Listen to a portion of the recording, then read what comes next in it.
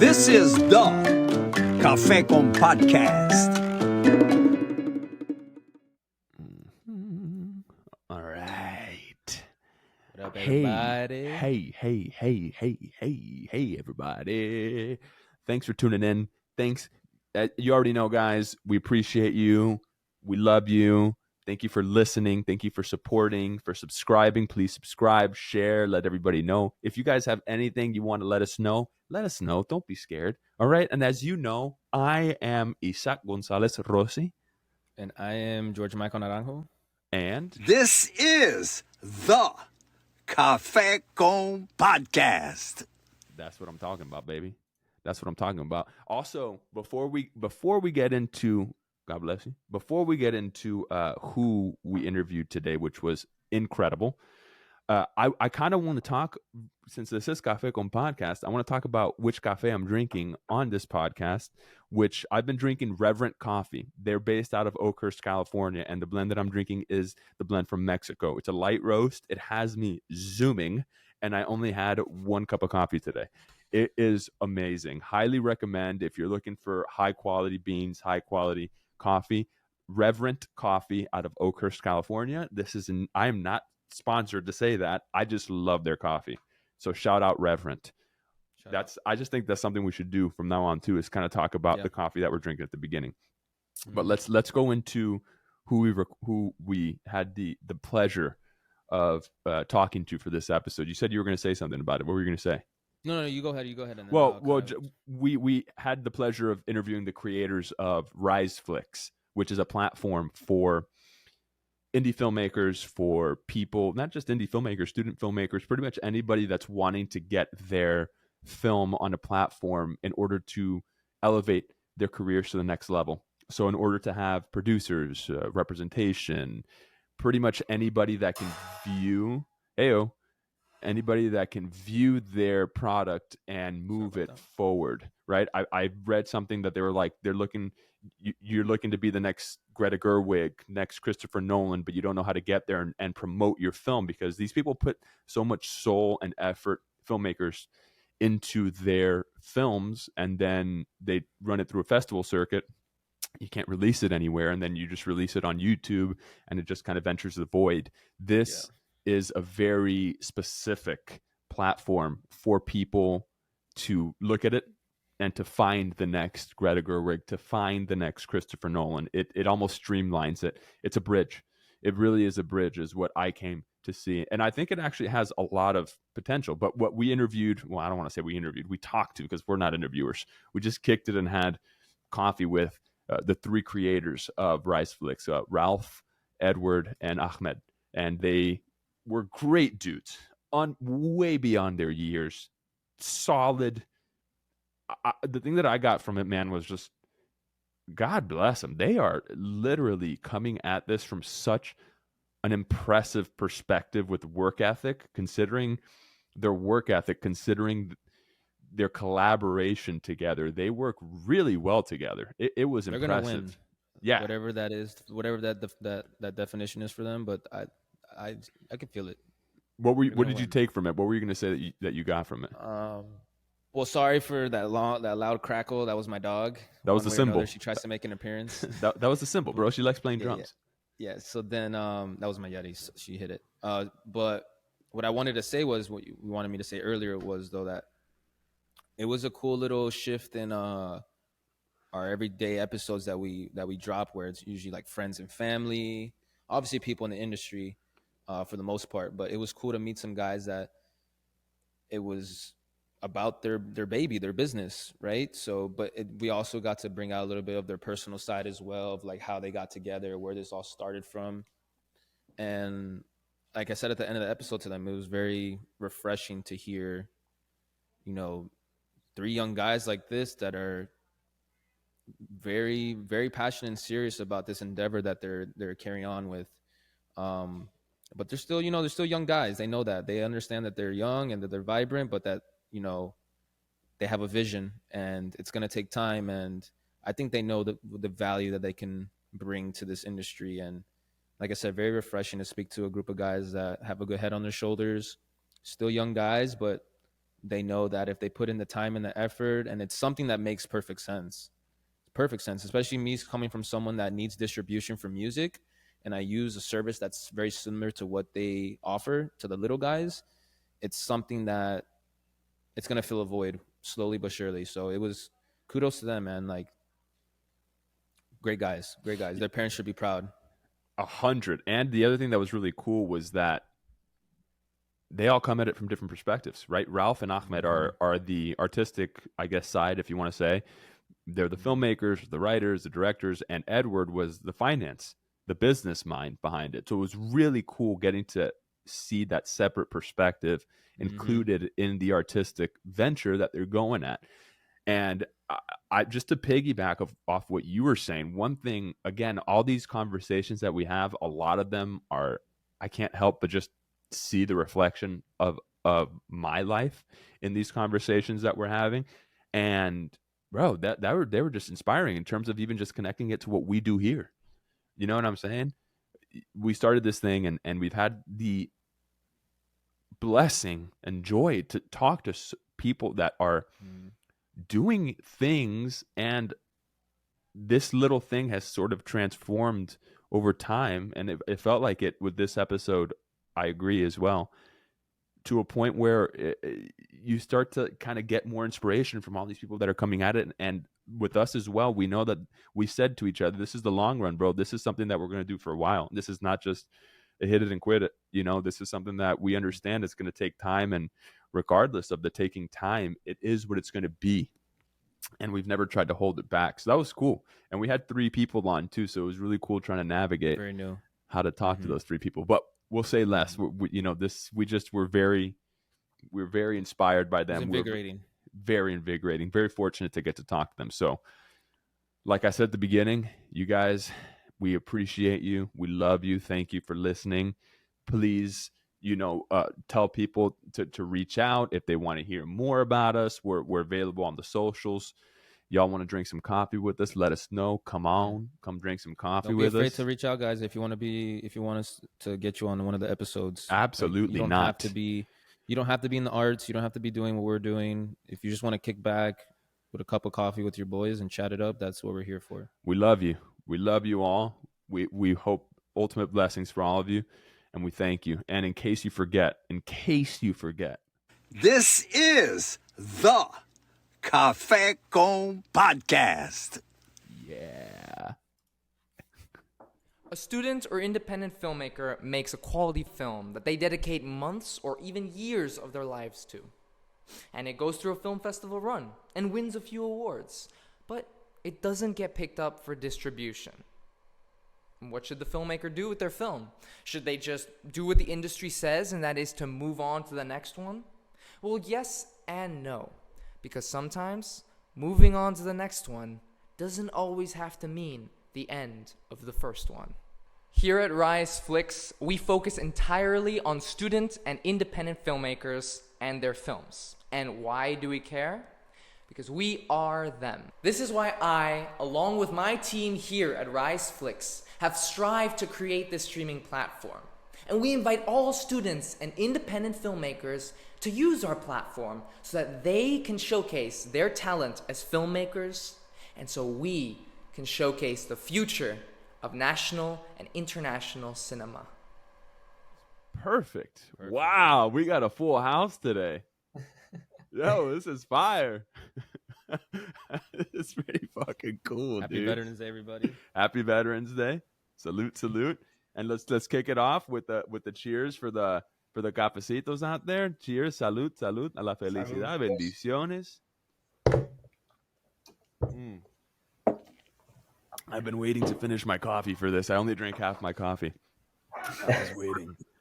Wow, thank you guys for being flexible and for coming on in, for hopping on in. First and foremost, we'll go. I don't know what the panels look like for everybody, but let's kind of go down the line and introduce ourselves. And if I butcher your name, so that's not how you say it, but let's start with Edouard, right? Is that how you say it? Edouard?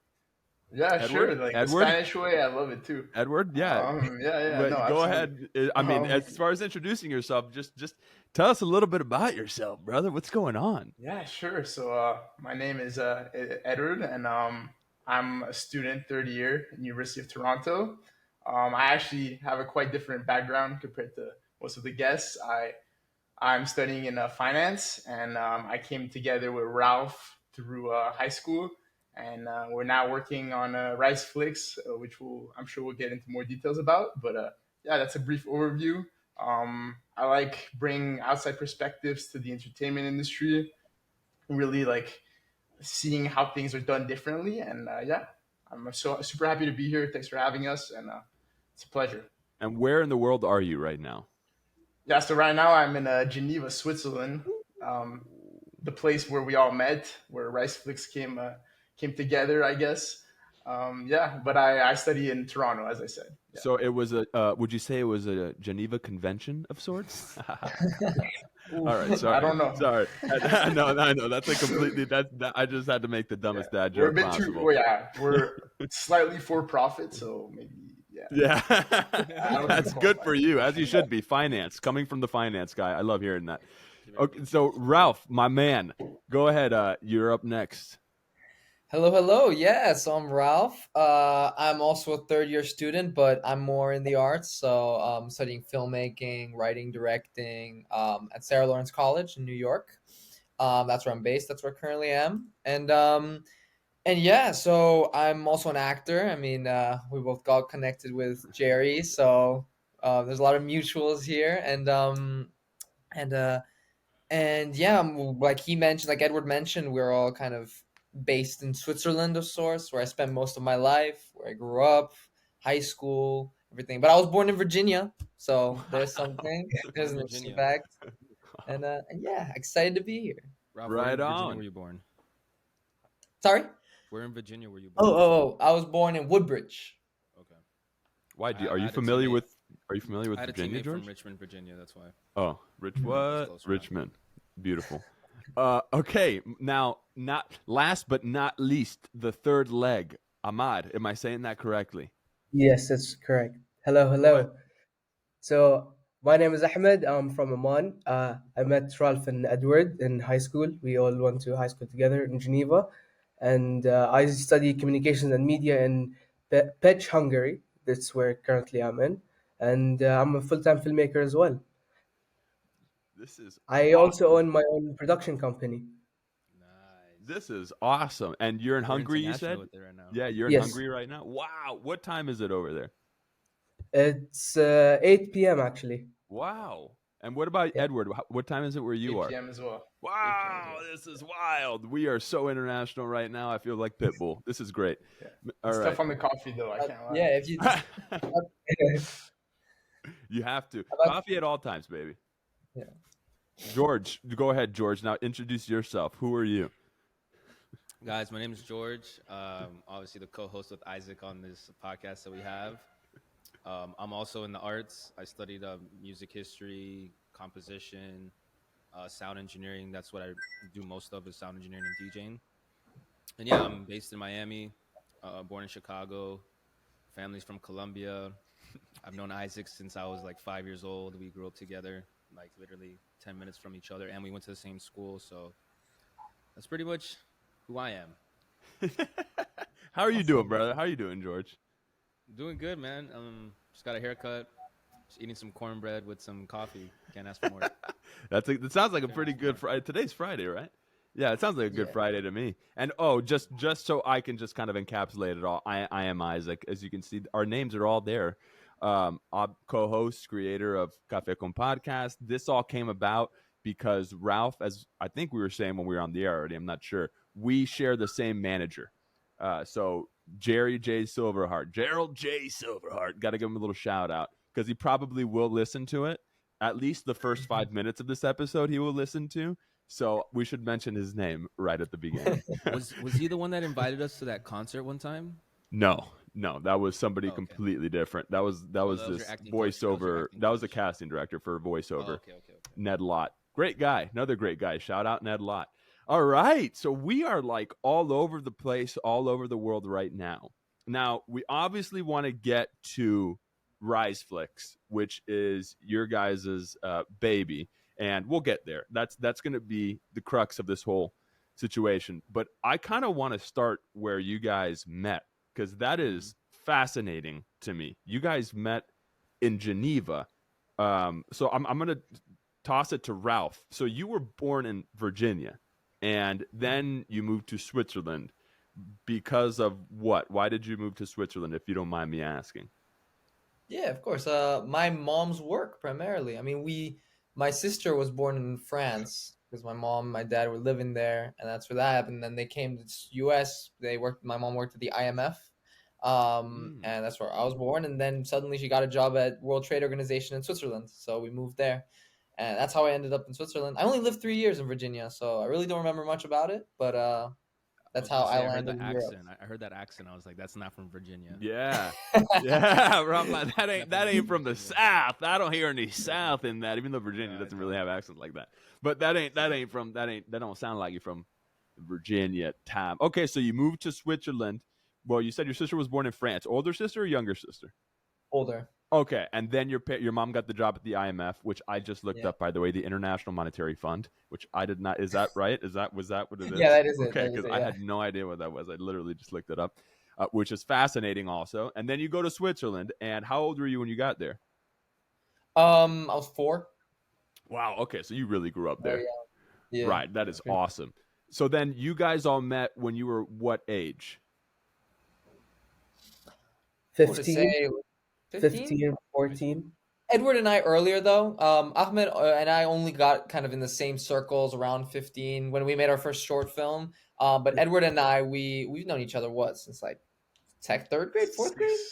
Yeah, sixth grade. Yeah, Good stuff. When I moved to Switzerland, like Ralph was one of my first friends. So okay, so talk to us about that. Now that's a perfect segue. How did you get to Switzerland?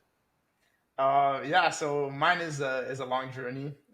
It's all around my dad. He's in the mining industry. So I was born in Montreal, Canada. I moved to Toronto, and then I also lived in Dubai and Chile, Santiago de Chile, for a couple years, and then finally got to Switzerland, where I got to be a little bit more stable, spend 9 years there, and then now I'm back in Canada for university. So yeah, it's a very volatile job my dad has, but yeah. You got to go where it's at. Do you speak Spanish? Un poco. Hablas un poco de español, entonces. Un poco. What other languages do you guys speak? Like, do you guys anyone speak French? For me, French, English, Spanish. So I'm actually francophone. So I speak French at home. Francophone? Is that what you called it? Francophone? Francophone. Oh. Francophone. I have never heard that before. What does that mean? That you speak French fluently? Yeah, it basically means I'm of French origin. Wow, I've never. Okay, cool. Learn something new every day. IMF Francophone. And what were you going to say, Ralph? Oh, I mean it's the same ones except you add German to that as well because my mom's German. My mom is German. My dad's Peruvian, so I get the Spanish from there, and then French and English through Switzerland, basically international. I see. School. Calle is the Peruvian. Yeah, that's the Peruvian. Yeah, which means, calle means. Yes, street, road, street. He's from the street. He's from the streets. Ralph Screets, Skults. So is it Ahmed or Ahmad? Ahmed. Ahmed. Okay. Do you speak French as well or no? I speak a little bit of French. I speak Arabic and English mostly, and a little bit with French with my friends.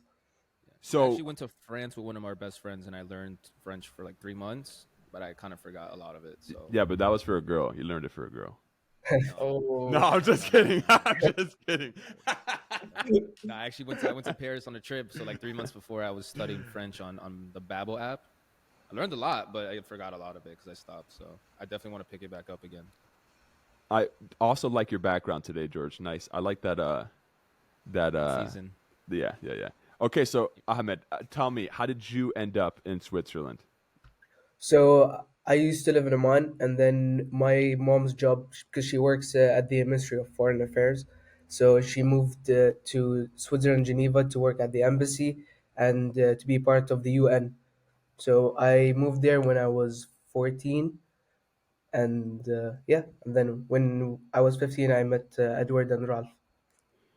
And just to kind of get this wrapped in my head properly, you guys met at a, was it just kind of like a regular high school? Was a boarding school? What was the school that you guys met at? Yeah, it was a English speaking school, which like the primary language is French, right? So it kind of put us in that niche that brought us together. But yeah, It was an international school. Got it. International school. It's called Collège du Léman, CDL. It's a boarding school as well.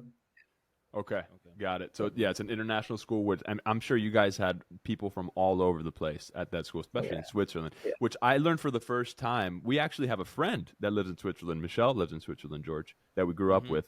Her and her wife live there, and her wife works for Nespresso, and she's really high up or whatever. But that there's an Italian side of Switzerland, right? There's an Italian, a French, and a German side. Am I right? Yep. I had no idea until somebody asked me. My wife and I were in London, and we were having dinner with some friends, and I told them, oh yeah, I have a friend that lives in Switzerland. They go, oh, what side? And I go, the Swiss side, I think. And they were like, no, the Italian, German, or French. I go, I have no idea, dude.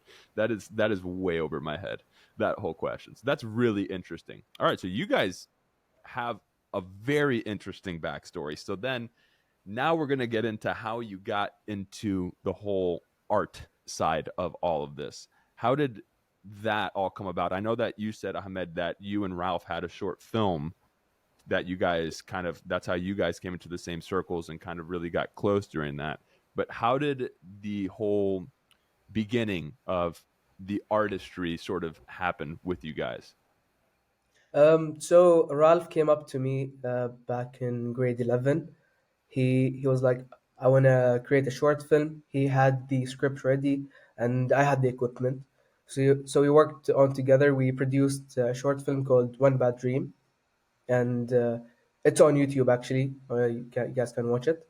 And yeah, that was our first short movie. After graduating, he called me up. He told me he has a script ready and he wants me to be the producer of it, which is Masked Men. We had a film festival circuit of it, and we won a couple of awards. And we were chosen for the Big Apple Film Festival. It was shown, I think, before yesterday, Yeah. Wednesday. Yeah, so like he mentioned a bit, I mean, that's kind of the highlights of our partnership. I mean, it really came in because in our school, it's very business oriented, like a business or politics slash, working in international organizations oriented, because Right. that's the background of a lot of the parents. So I was one of the only few who was really in the arts, and I didn't really want to fall into that. And that's when I discovered Ahmed was in the same kind of boat as me. And so we realized, you know what? Let's join both forces. The two only art students in our grades. Let's try to do something because we want to go to film school. And that's where kind of our relationship really flourished, I'd say, and led us to where we are now. So I have a question then about that, because I heard that Ahmed was saying that he produced your shorts.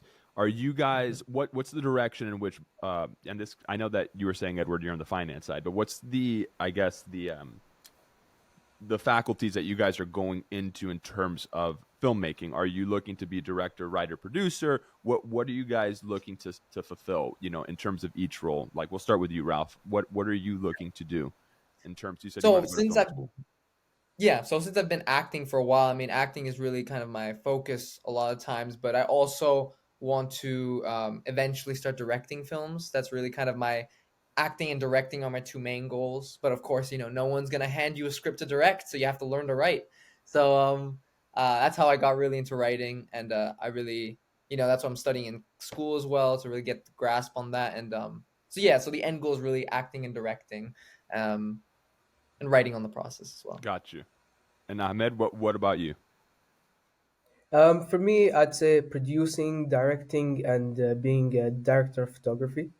I'm very much into the creative side. I like to vision the scenes. I like to see how to bring it to life, basically.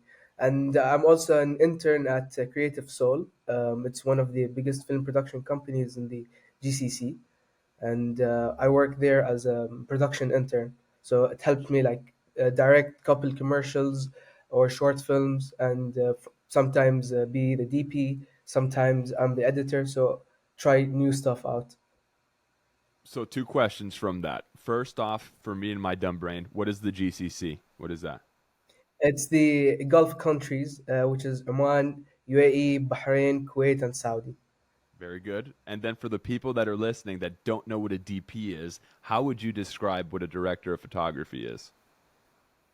A director of photography is who works closest to the director and help him bring his vision to Oh, he's life. probably still talking, Oh, but he's buffering out. Cliffhanger. Okay, we can hear you again. Director of photography is the one who works closest with the director. And what else? That's the last thing we heard. Works closest with the director to help him bring his vision to life. Bro. Yeah. So What are they doing technically though? Like, because I'm someone that doesn't really have an idea of that. Like, what are they doing technically, like on set or hands on? What are they?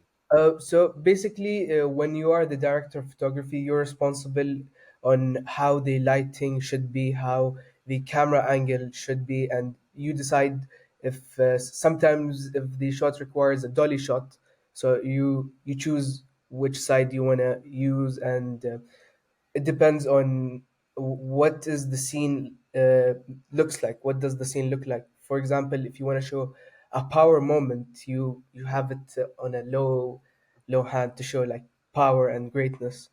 Okay, okay, that makes sense now. Just like how the each scene is literally what you presented. see. It's literally what you see on the screen, whatever you're watching, right? Like Roger Deakins, who's one of the Yeah. goats, is a director of Yeah. photography. I mean, that dude, he did like Road to Perdition, he did 1917. He's in Cheevel. That's another one. Cheevel is another. He's a guy who did like Birdman. So literally, how it looks on screen. DPs are wild, bro, wild, That's a good example. That movie was crazy, like the angles and how they were following them backstage and stuff.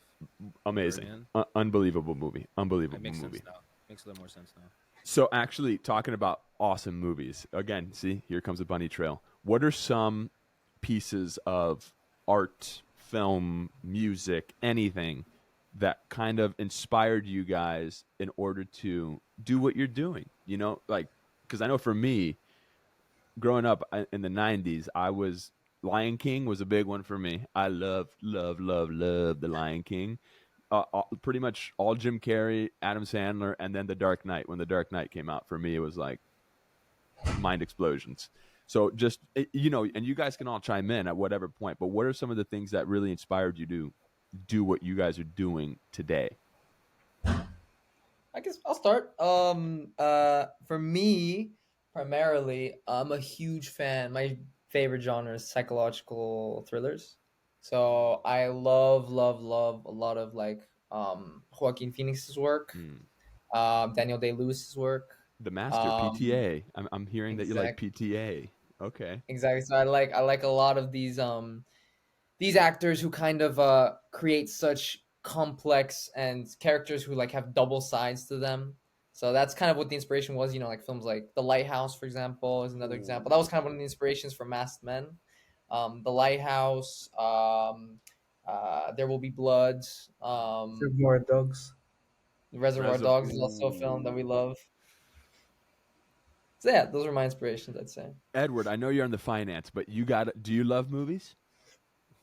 Oh, absolutely. I Talk love to me. movies more as an average person, I would say. Yes, and you're the type But you're the type of person I like to talk about with movies with specifically because you have the in my opinion, sometimes when you see behind the curtain and you see the Wizard of Oz and you see how the sauce is made, sometimes that reflects in the way that you view movies. Whereas if you're the average person watching it, it's like the magic and the spectacle is unfiltered. So please, what are some things that you love to watch? yeah, absolutely. And I think that like as a filmmaker, you need to know how to appeal to the average person as well, which is not always like easy to do. Um, I'm really into like really broad like genres of movies. Really like I love comedies. You mentioned Adam Sandler. Like love his performances. I love the Hangover movies. The Wolf of Wall Street, of course, as a finance guy. I loved DiCaprio's performance in that, and so on. But really working with Ralph and Ahmed and seeing movies on our platform, I've really like found ways to look at the more technical side of things slowly and like building my knowledge in that regards, which I think if we keep going with this adventure, which I'm sure we will keep building on, it's going to be important for me to get involved in that aspect. And I've always been passionate of it. I think the industry is really like one of the more romanticized ones. Like it's winners takes all, like people are at the top are viewed so well around the world. Some of the most famous people, most respected people in the world are actors. So as an outsider, that's something I loved and wanted to get my foot into in that sense. So when Ralph came to me for more of my, let's say, technical knowledge, like finance knowledge, I was more than happy to collaborate on this project, and it's been an absolute pleasure ever since. That's you're Hey, almost like before we go on, I have to say, these guys got a good head on their shoulders.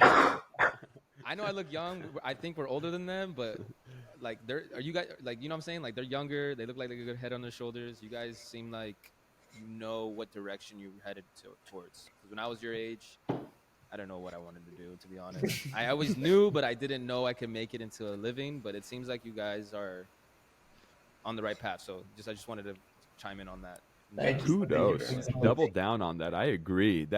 You guys are hustlers, and you're also attacking it from a very strategic and intelligent point of view, right? I think the fact that you guys went and grew up the way that you guys grew up as well, that's why I always like to kind of ask that question, helps when you're doing something that you guys are doing, which is a perfect segue into kind of how this whole thing came about, right? Let's talk about Rise Flix. So you guys started a platform for filmmakers who couldn't get distribution. Is that correct? Is that sort of like the way that you guys, the inception of it kind of came about? And you can correct me 100% if I'm wrong, but it's a platform for filmmakers to get their films out there for people to see, right? It's in the filmmakers' interest in like helping them out. So go ahead, Ralph. I heard the breath. Go ahead. I guess to kind of give kind of a brief kind of overview of our mission, what we're trying to do with this is that we want to build a platform that is an alternative or just a complement, really, to students, graduate students, and independent filmmakers who are struggling to get their films distributed, or independent filmmakers who have worked in visual effects and editing and set design and now want to start directing films. It's a platform for them to get their first opportunity to get their films shown at not only an industry recognized platform, but a platform that is designed for you to get discovered. So what we're trying to build here is a platform that is an alternative or complement, as I mentioned, to YouTube or Vimeo, where everybody who watches the movies on here is not only just regular people like you, me, or anybody who's just trying to relax, but it's mostly people in the industry, talent agencies, production companies, organizations, people who are trying to hire new talent, represent new talent, things like those. So we really want to, because I mean, me and Ahmed, when we had our film Masterman go through the festival circuit, afterwards we wondered, okay, where the hell are we going to put this thing? Like, yeah, we could put it on YouTube, but is that really going to give us the benefit of what we're trying to do for our career standpoint? And so that's when we were like, okay, let's find a distribution platform where maybe they accept our film, But most of them, unfortunately, they require budget, they require films that are at a level that students cannot reach. And so then we were like, okay, you know what? Since there's none out there, let's make one. And that's when we set out to create this platform. We brought Edouard, where we realized there's really an opening in the market where do students put their film that will benefit their careers, that will give them a next step into trying to reach? Because you take so long to make these films, and when you get told, okay, now you just put it on YouTube and move on to the next one, I feel like that's just not, I don't like that answer. I want something else to be able to available to me. And that's where it came about. That's okay. So that actually clear. I mean, just thinking in terms of what you're saying, you guys are talking about getting to the next step in your careers aside from just putting it on YouTube. What does that mean? What does that look like for you guys? What is that? I guess those next steps. What were you guys thinking in terms of moving your careers forward? Yeah, I'll let the two kind of touch on that as well. But I guess from my standpoint, what I meant by that was that a lot of people who come out of film school or things like that, unless you've got direct connections into the industry, your family or whatever, usually a lot of them will have to follow through the freelance route. Which of course I respect all freelance artists. I think that's a huge industry on its own. But a lot of people who are doing freelance work, commercial work, and everything, they constantly dream of directing their own film, writing and getting into like kind of the non-corporate side of film. And I feel like because there's no real opportunities out there where you can already be using it while you're in film school, that is where we kind of wanted to come in. We wanted to offer that next step. By next step, I mean that step before you graduate, you can already be connecting with these people, already have your work on a platform where these people are coming to look for you. So Interesting. that's where so that's what we wanted to accelerate that process So of getting your career started. It's a bridge to the people who are going to help you get to the level of the higher budgeted films, making those types of things, representation, things like that. It's you guys are creating that platform. It's almost like a niche platform from what I'm hearing and understanding for these people to go and find new talent, right? So Exactly. it's a place where new talent can be immediately viewed and discovered, and it's not in a market that's oversaturated like a YouTube or a Netflix, that there's so much stuff to watch that sometimes you get the freeze of indecision on what to watch. And so sometimes Exactly. it's harder to find that new talent. Interesting. I'll just add real quick. Like we had a conversation with an agent who we were meeting with for a partnership, and he made it very clear. He said, "I've been looking for something like this where I'm trying to." He tries to assign new clients who, before they're they become big and everything, when they're just coming out of graduate school, he tries to sign these people who he sees already have kind of a knack for writing or a knack for directing. They have that thing that the director needs to be able to that, and so they kind of mold them, give them commercial work, and give them that to start building. And when we presented this to him, he was like, wow, this is actually something that back in like the 90s, when I was trying to find these graduate students, this would have been perfect, and it's perfect now. So yeah, that was something that was really interesting. It's kind of like what Sundance used to be, right? Where Sundance was the inception of it when Robert Redford started it, was kind of for these new directors, new filmmakers, all these new actors to come in and these indie projects to get discovered and things like that. I mean, you mentioned Reservoir Dogs, Ahmad, and that is a great just example of somebody, going from that to, Pulp Fiction and things like that afterward. But how many filmmakers do you hear, right? You look at the top filmmakers in the world. You look at Chris Nolan, and he had The Following, right? That micro budget film that he made.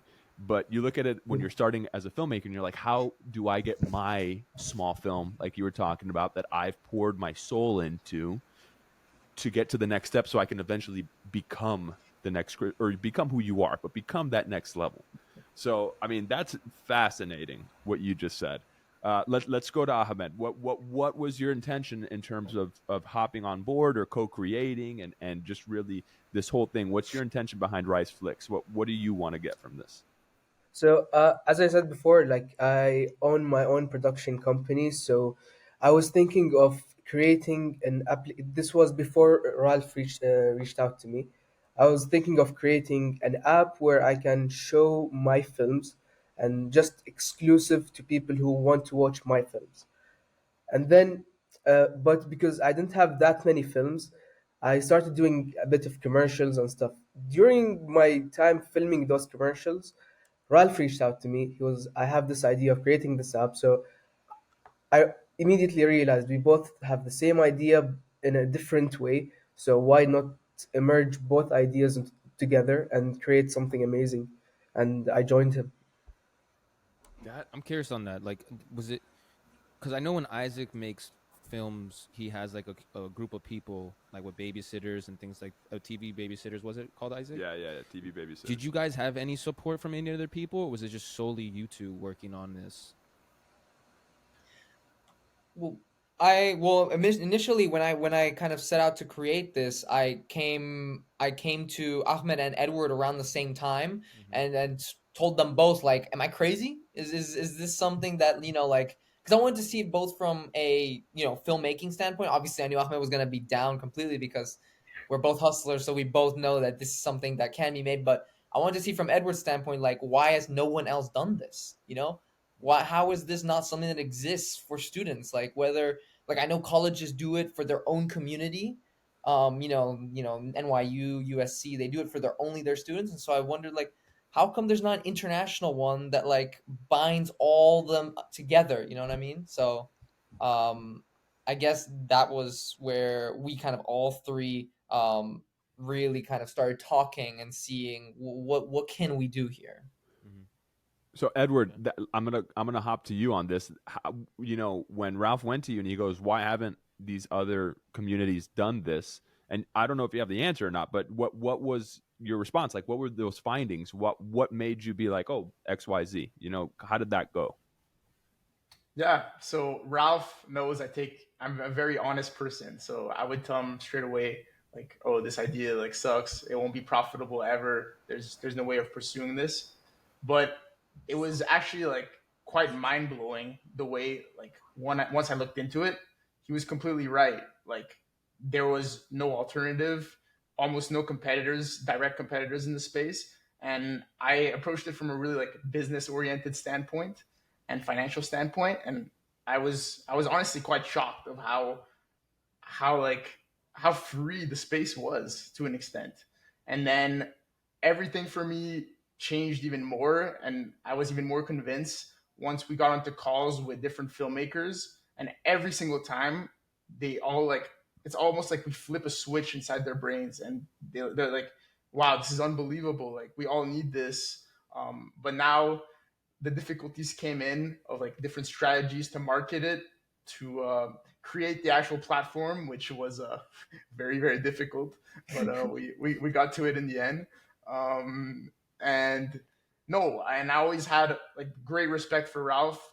He has a very like hardworking mentality, so I really took it seriously when he came to me. And like after looking into it myself, I completely agreed that it was a great idea. So I hopped on board, and I'm so glad I did. And yeah.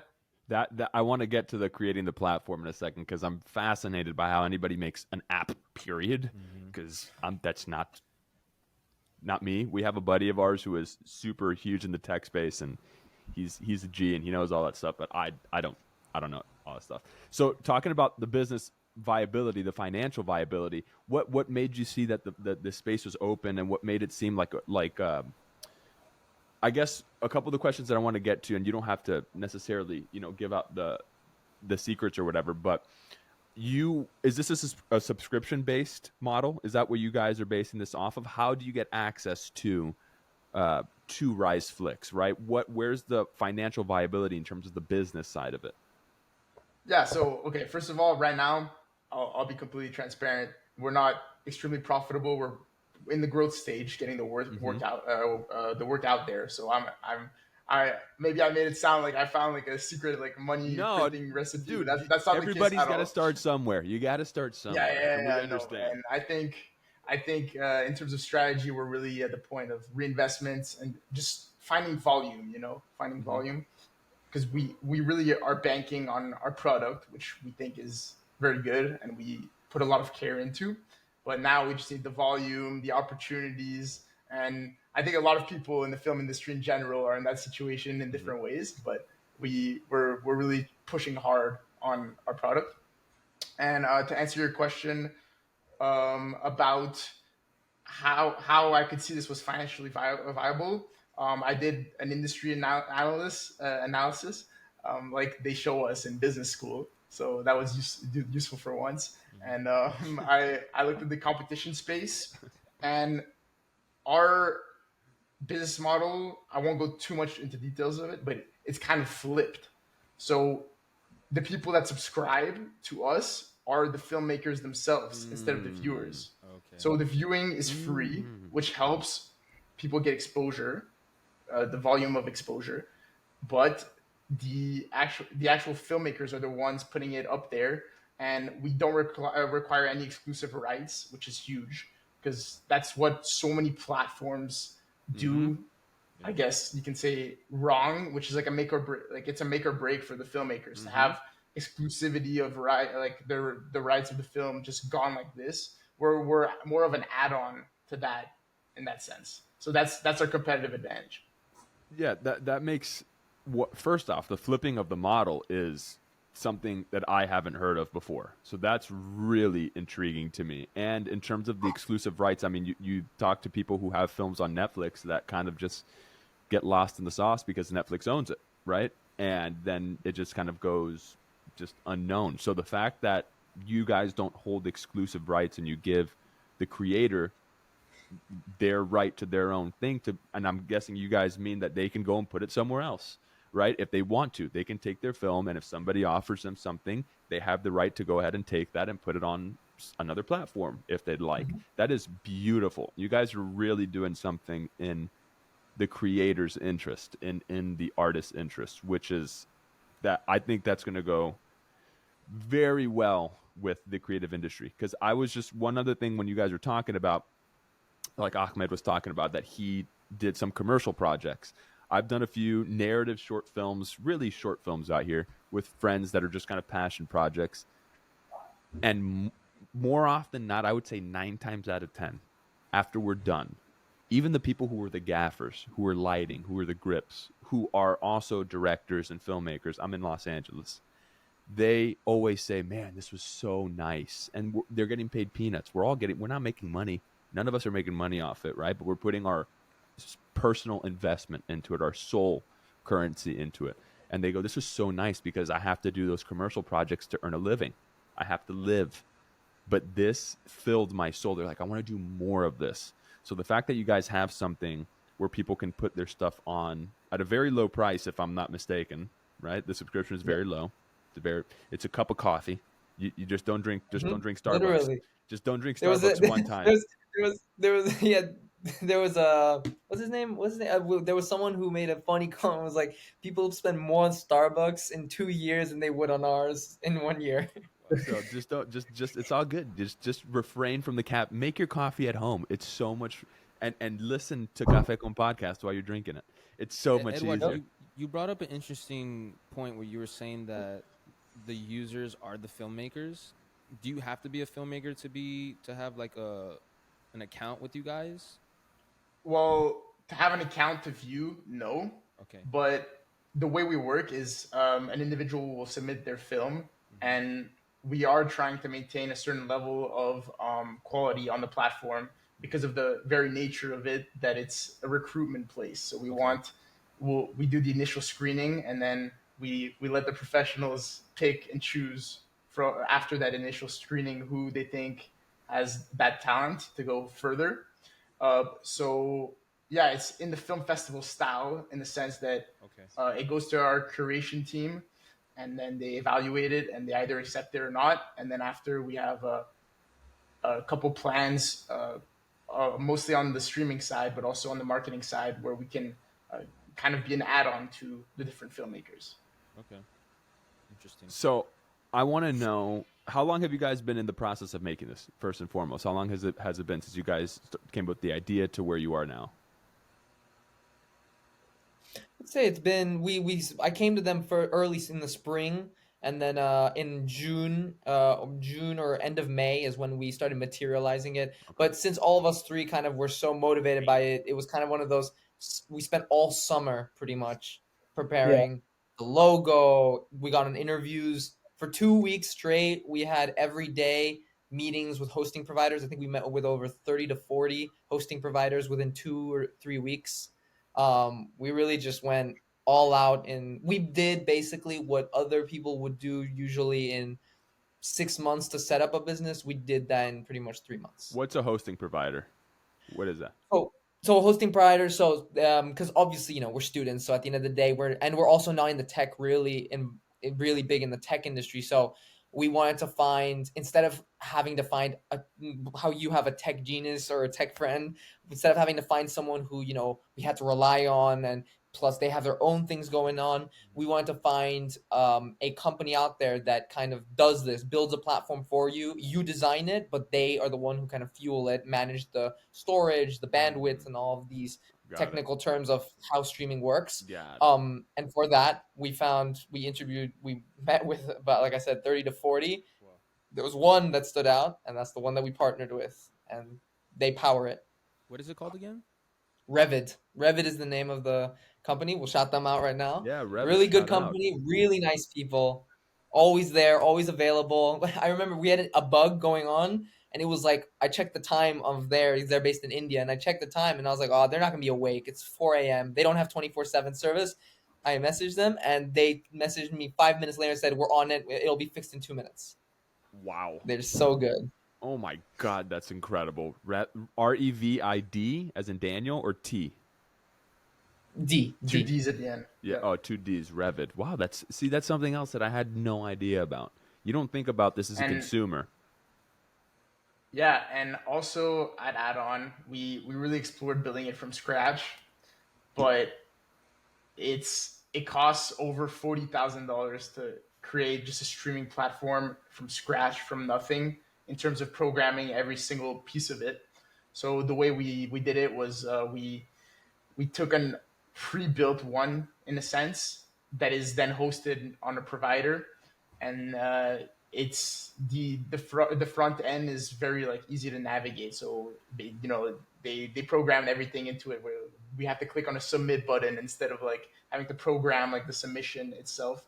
But it gets very, very complicated, and that's one thing I learned a lot about tech going into it, because I'm a lot on the operations side of the business, more so than on the creative side, like Raf and Ahmed.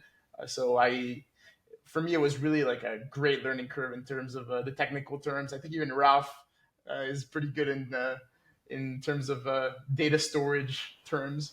But it was a great journey. It was a great journey. Bro, this is mind blowing to me. I want to ask kind of a question for all three of you. What are some challenges that you guys came across that, knowing what you know now, you would go back to yourselves starting it off and tell yourselves That was a literally piece of my next advice? question. I'll start with one and let you guys think about one. For me is the struggle with trying to prove to people that this is not a scam. That's what I realized very quickly. I guess my naivete at the beginning was that because I needed this so badly when I was making Masked Men, everyone who is in my position surely would jump at the opportunity. But you'd be surprised how many people just don't believe that something like this is, even a thing, So my biggest thing that I learned is how you talk to, especially schools, because schools as well, because we met with a lot of schools, and we have a few already who are very interested, and there's a whole the bureaucracy in schools, so there's a whole talk that has to go through a lot of processes. So we have a lot of partnerships in the works there, but a lot of the ones we reached out to, festivals as well, it's really about how you talk to them that I learned a lot about. So that is something that's improved a lot. Just really quick, what do you mean specifically? How did you change how you talk to them? What were some of the things that you had to change? Yeah, so I mean, at the beginning, I spoke to it completely from a pitch kind of, I'm showing you the business perspective. Then I realized very soon after, you just got to talk personally to them, see how you are in their shoes, and how this is not only benefiting them from a kind of like it's very structured, because we are very structured. The system works great. There's barely any bugs. There's no issues with this. We're offering you this, that.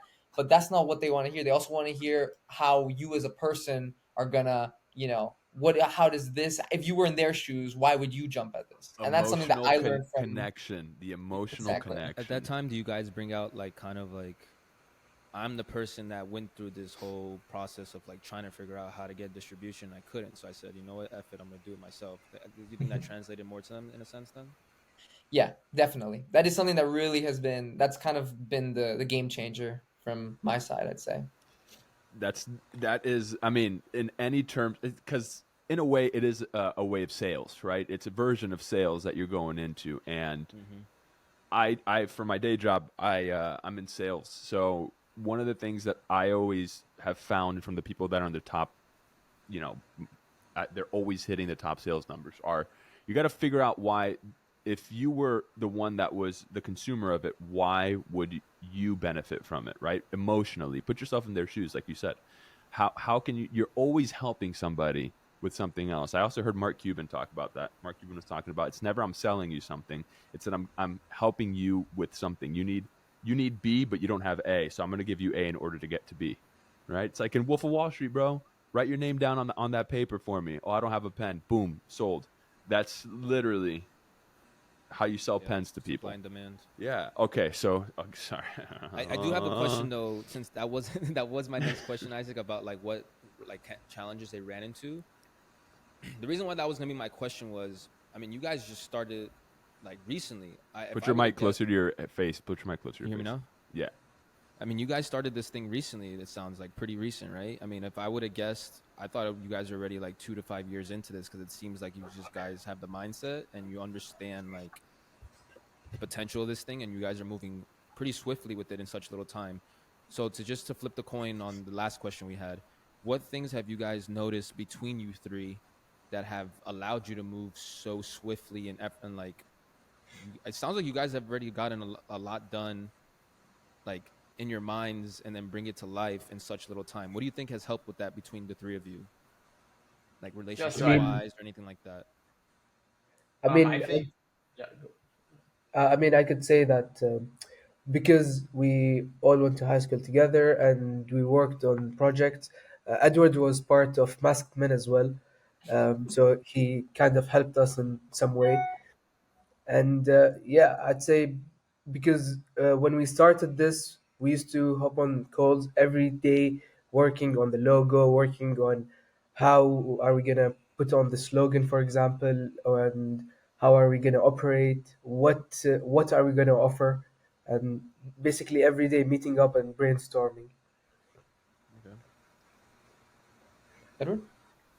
Yeah, sure. I'll add on to that. I think it's it just comes down to work ethic and this sense of urgency that I don't think everyone has.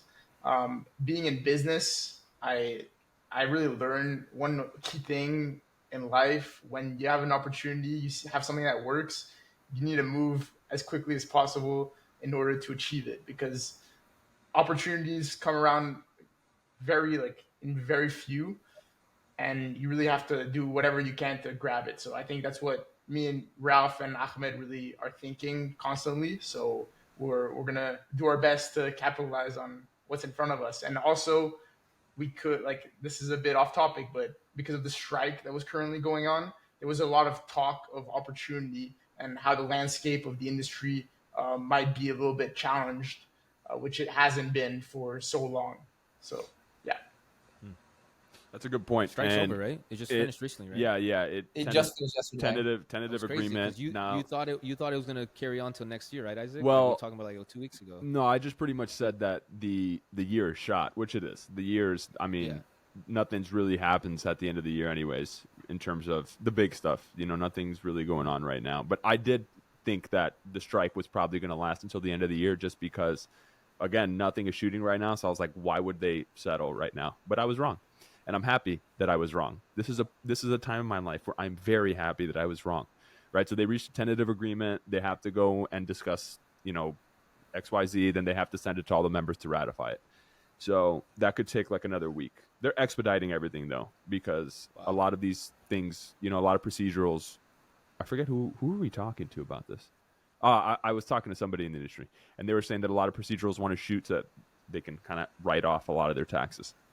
So they want to get like things a massive in. wave of new movies coming out more than usual, then you think, in the next year or two? Or it's just gonna go back to normal? You asked it for my opinion? Yeah, or just like anybody's. I've read that 2024 may be there might be a backlog.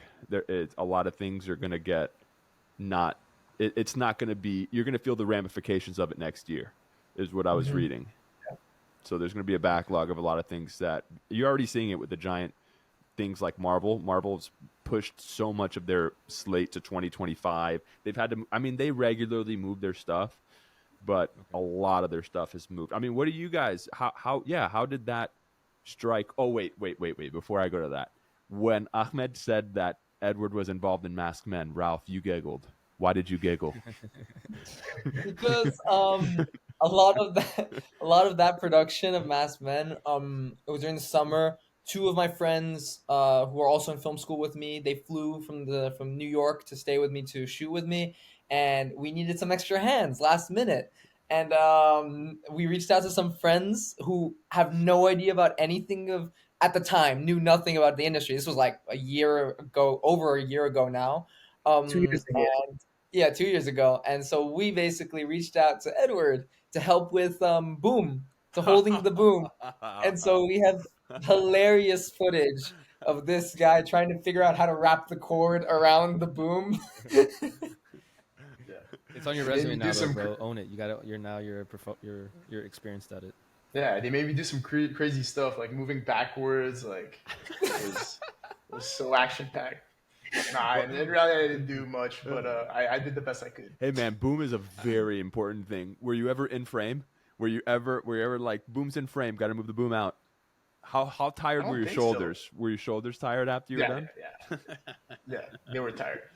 Tell people what boom is, and I want Edward to explain it. Tell people that don't know what holding boom is. God. What is holding boom? Okay, holding boom is holding the portion of the film set that captures the audio. Yeah. And you have to be very careful because it can get onto, if you don't raise it high enough, it can get onto the shot, but it has to be low enough, like close enough to capture the optimal sound.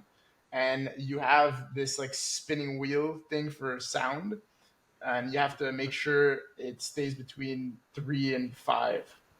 Wow. There you go. Dude, that was the most. He explained sound mixing as well. Yeah, I wasn't thinking that we were going to get into that, to dBs and things like that. That was great. Yeah. I was not expecting. We were missing a lot of hands. Yeah. Hey, you got it. You got to do what you got to do, bro. When you're, and this is where Rise Flix comes into it, because people that are doing this kind of stuff need somewhere to put their thing. Because, in my opinion, what makes or breaks a lot of low-budget films, a lot of student films, a lot of indie films is sound. That for me is one of the biggest things, because I've seen so many student films.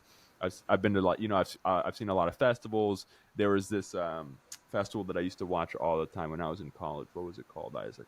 Campus Movie Fest, CMF.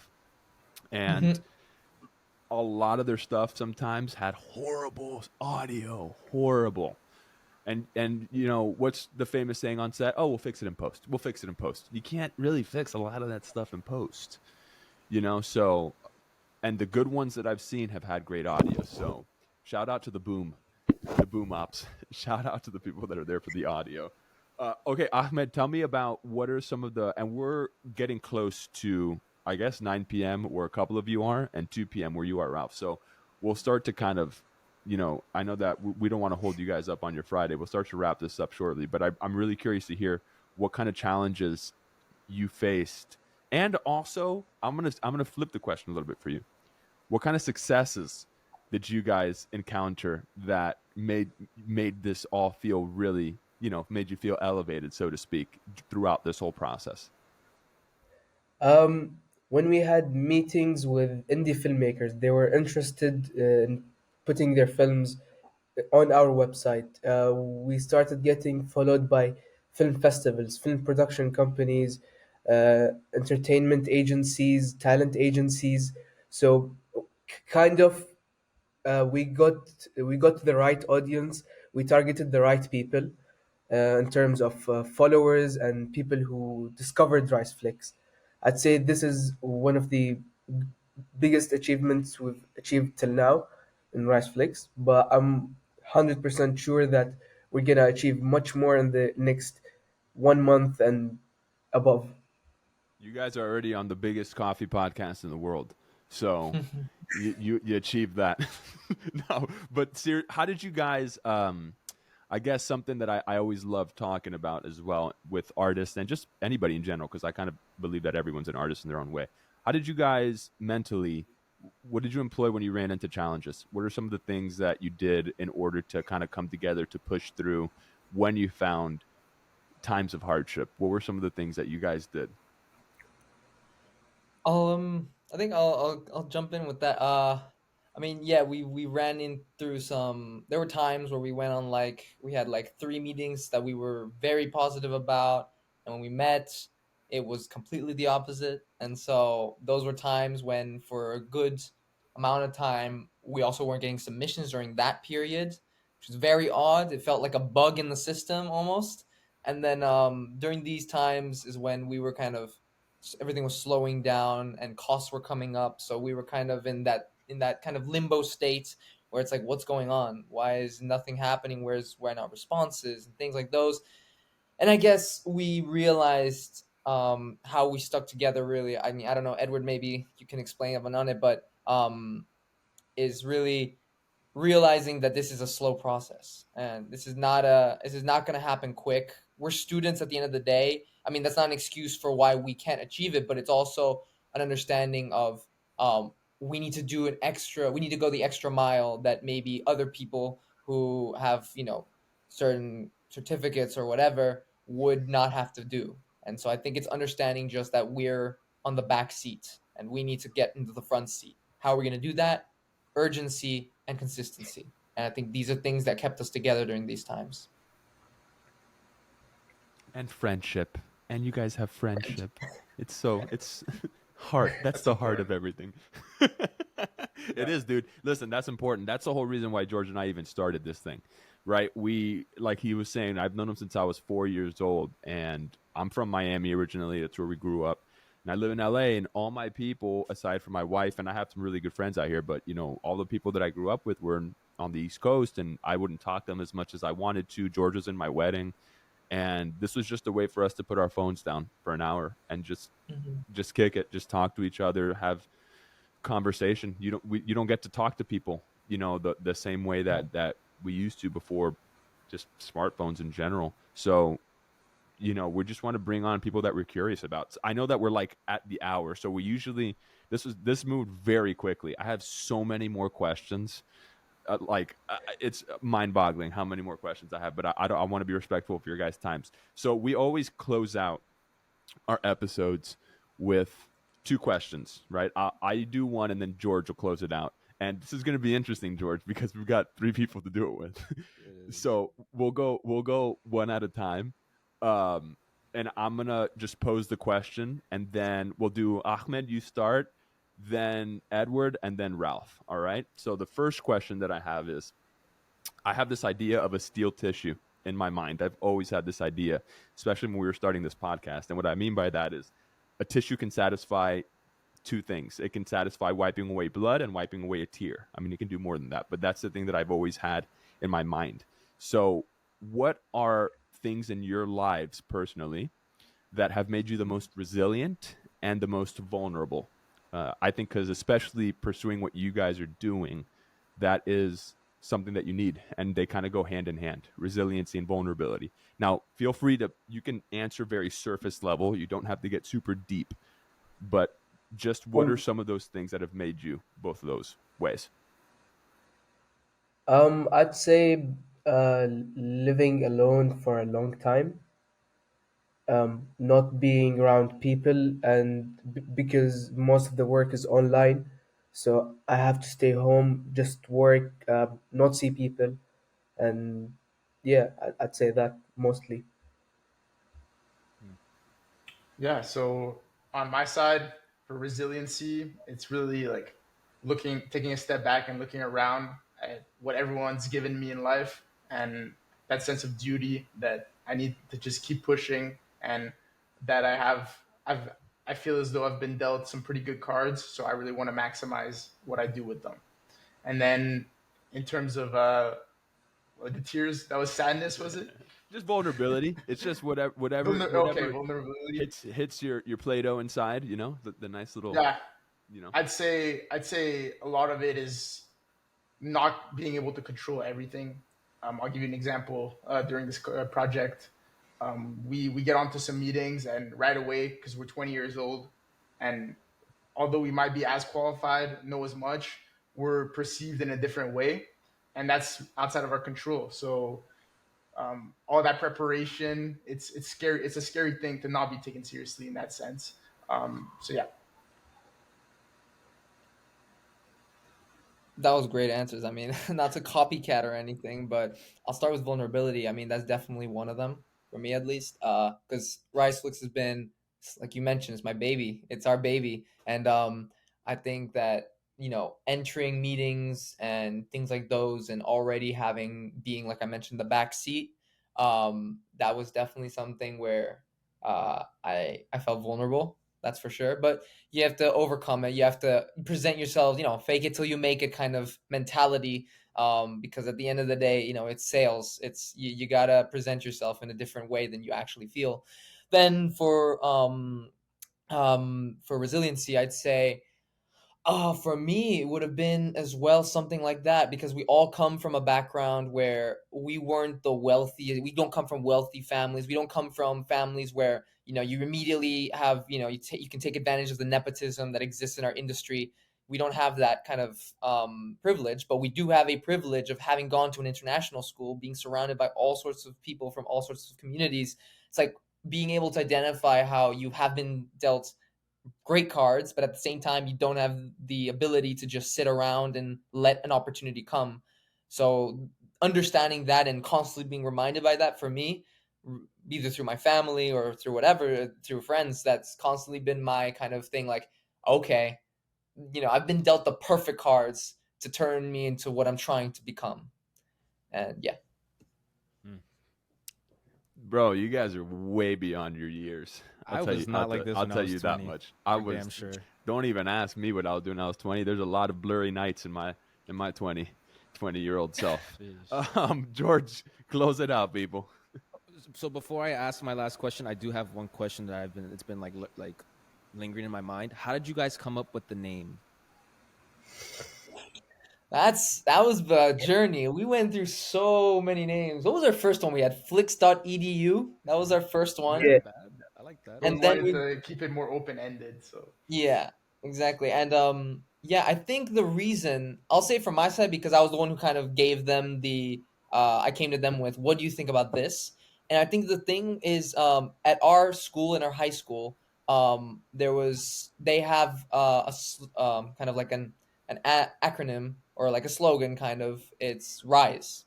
But it stands for kind of resilience, internationalism, no, respect, internationalism, school spirit, and excellence. It's very dedicated towards the students. And so we started thinking, I started thinking of, what if, isn't that kind of what we're trying to do, but for filmmakers? We're trying to promote this sense of, we want to give a platform for these emerging filmmakers to rise up to the standards of the industry. And I thought that was perfect. I mean, because a lot of the thing, Edward, you know this, Ahmed, you know this. I mean, we went through lists and lists of possible names, and we didn't want to be another name where maybe you saw 5 names with the same name and we're one of them. We wanted to be the only one that have that name. And I remember we had a couple of names that we checked online and they were just taken as well. You guys wanted to rise to the It's top. interesting. You wanted to rise to the top. And also, that's where you guys met, which is crazy. Yeah. exactly. So that's True. wild. All right, George. That's true. All right, I'll wrap it up with this last question I ask everybody, every episode, basically. So it's the same as Isaac's in the concept that it doesn't have to be too deep, or it doesn't have to be surface level. It can be however you want. So it's for each one of you, if you can go one by one. So basically it goes like this. Fill in the blank. My name is blank and I am blank. Or my name is blank and I blank. So to give you an example, my name is George and I'm hungry. Or it can be something deeper, as like, my name is George and I feel blessed, something like that. Whatever you're feeling in the moment in your life. I do this because I like to give whoever's listening kind of like a piece of your mind and where you are in life at the moment. So if Edouard, you want to go first, and then Ahmed can go next, and then Ralph can wrap it up for us. sure. My name is Edward, and I owe it to myself and everyone around me to be a winner and to make the most of the cards I'm dealt with.